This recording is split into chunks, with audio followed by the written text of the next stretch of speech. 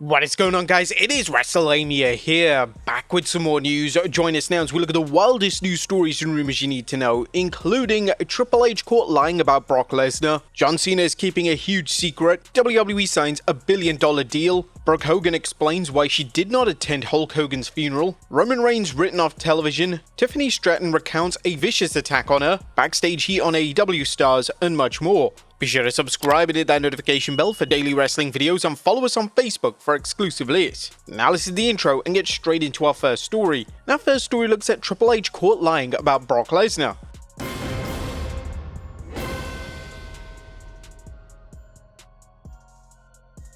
Now, our top story today takes a look at John Cena and whether or not the WWE great was the mastermind behind Brock Lesnar's controversial WWE comeback. On the post-SummerSlam show, head of WWE creative Triple H implied that Cena was the one who wanted to work with Lesnar, as he stated, "This is John Cena's wish list. It's him writing the last chapter of his book. One of the very first things I said to him was, who do you want and how? And we're working through that." However, Cena was recently interviewed by Adam's Apple, and Cena outright stated that he deals with the cards that he's dealt, naturally implying that he doesn't have any say in the creative direction. "I've been saying the same thing for 25 years. They deal them, I play them," Cena said. "They've got to continue their programming going forward, so they're just trying to make the most exciting shows for the fans, and for the dozen of them I got left, they deal them, I play them." Now, this isn't the first time that Cena has contradicted the game, as Triple H previously implied that Cena was in essence booking his final run, yet Cena has denied this. Cena admitted that he has somewhat of a say, but to say that he books his own programs is completely untrue. Cena's comments are now the talk of social media, as fans are asking why Triple H tried to pass the blame onto John Cena for Brock Lesnar's return. Triple H should take ownership of the situation, especially if he was the one who wanted Lesnar back into the mix. Triple H has a rather unusual year from a PR perspective, and Cena definitely isn't the first name to contradict his claims. Earlier in the summer, the game stated that R-Truth's release and subsequent rehiring was a total work. This was seen by many as tasteless, and Truth and his own family came out and said that Triple H was lying about this.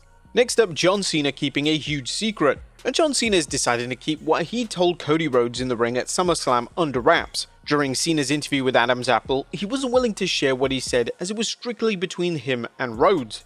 "Well, if the world finds out about that, they won't find out about it from me, because that was between me and him." Whatever Cena said made Rhodes burst into tears, so it was clearly something incredibly emotional and heartwarming, just like when The Undertaker whispered something to Bray Wyatt. Next up, WWE signs a $1 billion deal. WWE Premium Live events have a new home in the US as of 2026, as all PLEs will be broadcast on the new ESPN platform. ESPN broke the news today, and the deal is reportedly worth $1.6 billion. Wrestlemania will be part of ESPN's new direct-to-consumer streaming service starting in 2026, thanks to an agreement between WWE and ESPN. The deal announced Wednesday includes two night events like WrestleMania and SummerSlam, plus other WWE Premium Live events including Royal Rumble, Survivor Series, and Money in the Bank. WWE will produce the events for ESPN platforms, which will serve as their exclusive US domestic home.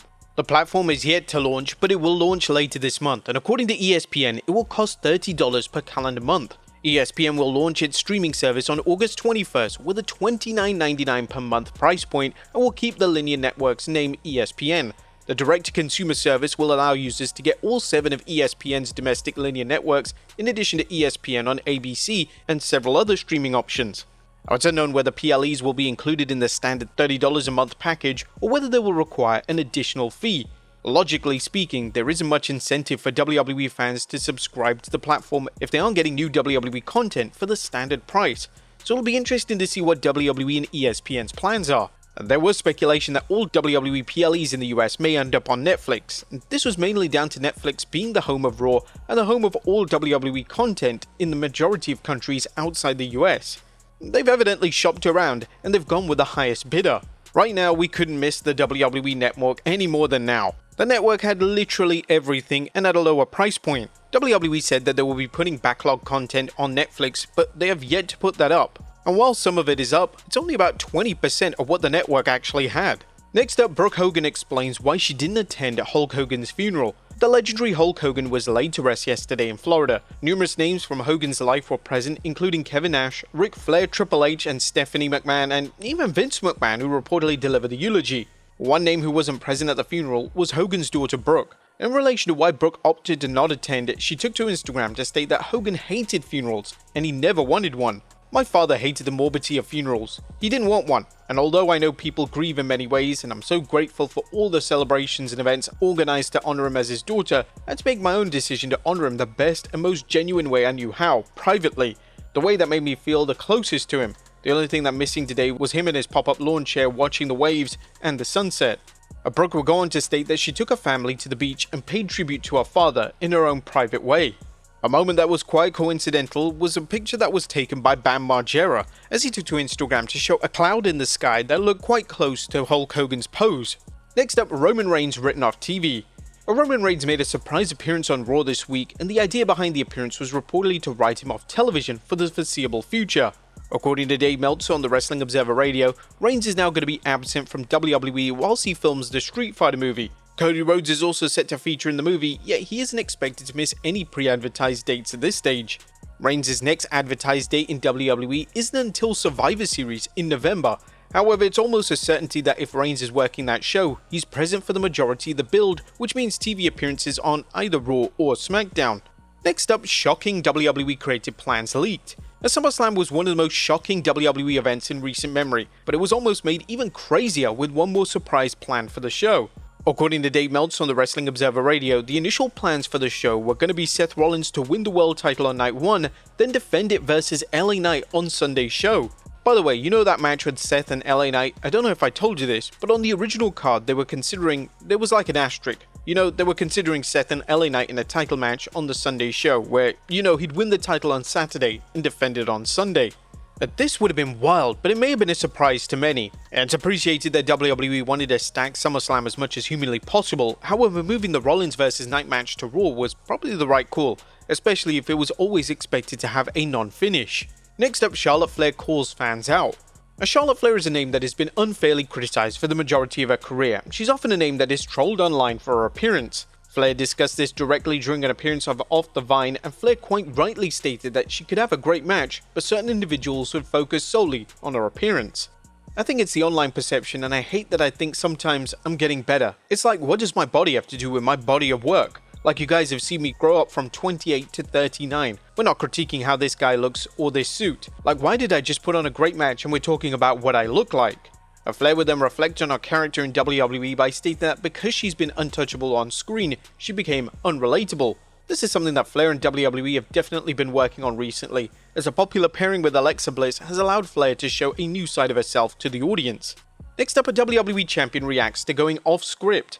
A WWE Women's Champion Tiffany Stratton appeared on Logan Paul's Impulsive podcast this week, and naturally Stratton was asked about the infamous segment with Charlotte Flair. Stratton would defend herself for going off script and making a personal remark towards Flair, and Stratton confirmed that she did apologize to her WrestleMania opponent. Charlotte Flair is Charlotte Flair. She's a legend, and I was a champion at the time. Things were heated. She was very competitive. I'm also very competitive. I'm trying to prove to Charlotte Flair that I can stand up to her. I'm worthy of this title. So yeah, she got heated. We both went off script. It happens. I did have to apologize, and that was that. No, I'm someone that can fully embrace being in the wrong, and I had no problem apologizing. Stratton would boldly claim that she was justified in going off script in the manner she did. Yes and no, I think it was justified, but maybe I shouldn't have gone that far. But I do feel I was justified in what I did. The backstage reaction to Stratton's remarks to Flair was seen in WWE Unreal, and Triple H directly stated that Stratton was going to have to apologize to Flair. Stratton was also asked on the podcast about her thoughts on Hulk Hogan, but she declined to talk about him, saying, "Do you know how many times I've been cancelled? A lot." Next up, Tiffany Stratton recounts a real vicious attack on her. Speaking of Stratton on Impulsive, she recounted a real-life story of her being attacked by two individuals during a time in NXT. According to the Women's Champion, she cut someone off in a parking garage, and when she pulled over, a man and a woman got out of the car and they physically assaulted her. According to Stratton, the man stomped on her face. She would state that the assault was so serious that it broke a bone in her face, and she was forced to miss an extended time away from the ring. And finally, backstage heat on AEW stars. Our final story today takes a look at news relating to the Hurt Syndicate in AEW and how they're reportedly unhappy in the promotion. A recent ex-base from J-Cup 2013 stated that MVP had been rubbing people the wrong way in the company and has obtained backstage heat. Fightful Select would then add that MVP has a personal issue with fellow AEW talent Mike Bailey. We haven't particularly heard anything regarding Bobby Lashley and Shelton Benjamin specifically, but it's been well known backstage that MVP dislikes Speedball Mike Bailey. The issues have mainly come from MVP not wanting the Hurt Syndicate to lose to Jet Speed and FTR, and it's believed that MVP has a preference for the team to lose the titles to younger talents on the roster. Instead, MVP stated that the team preferred to lose the championships to younger teams or talent. MVP's personal preferences were that of the Gates of Agony, the Outrunners, and Private Party. There was also a discussion that they would have been open to losing to Swerve Strickland and Will Ospreay, but we were told that due to Ospreay's neck injury, that wasn't much of a consideration. Now, in relation to whether MVP, Lashley, and Benjamin could potentially exit AEW, all three have multi-year deals with the company. We've not heard anything regarding the element of Hurt Syndicate leaving the company at this point. The trio have multi-year deals with a number of years left on the deal. There were hints to us that MJF and the Hurt Syndicate were originally supposed to last longer, but we're told that there isn't heat between MJF and Hurt Syndicate. Specifically, we were told that MJF and Hurt Syndicate have no issues behind the scenes. This is definitely something that Tony Khan needs to get under control. Talent shouldn't be refusing to drop their titles, and fans are already questioning why MVP has issues with Bayley, as Bayley is seen by one of the most likable talents in the company. But there you have it, folks, the wildest news stories and rumors you need to know. Be sure to leave your comments down below, and I'll see you next time with some more wrestling content.